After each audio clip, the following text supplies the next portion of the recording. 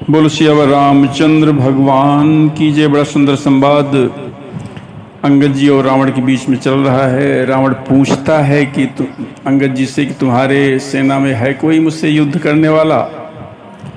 और रावण स्वयं कहता है हाँ, एक महाबलशाली वानर अवश्य है तुम्हारी सेना में जो पहले आके लंका जला गया।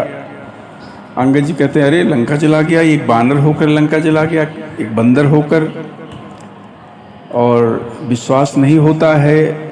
लगता है कि बिना भगवान की आज्ञा पाए उसने जला दिया था नगर को, तभी उस सुग्रीव के पास अभी तक आया नहीं।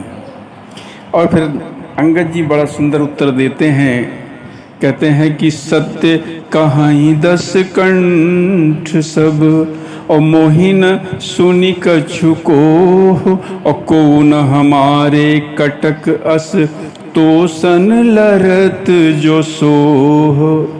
अंगद जी कहते हे रावण तुम बात सत्य कहते हो, और कहते मुझे सुनकर कोई क्रोध भी नहीं आता है। सचमुच हमारी सेना में कोई ऐसा नहीं है जो तुमसे लड़ने में शोभा पाए।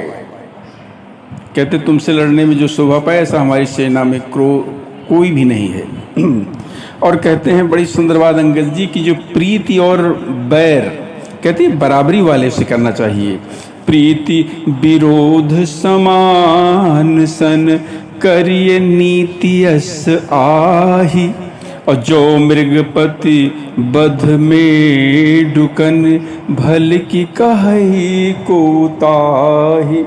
प्रीति और बैर कहते बराबरी वाले के साथ करना चाहिए। नीति ऐसी कहती है, सिंह कहते हैं यदि मेढक को मारे तो कोई उसे अच्छा नहीं कहेगा। आगे कहते हैं बड़ी सुंदर बात कि यद्यपि कहते हैं तुम्हें मारने में श्री राम जी की लघुता है, यद्यपि लघुता राम कहूँ तो ही बंधे बड़ दोष, और तदपि कठिन 10 कंठ सुनु, छत्र जाति कर रोष।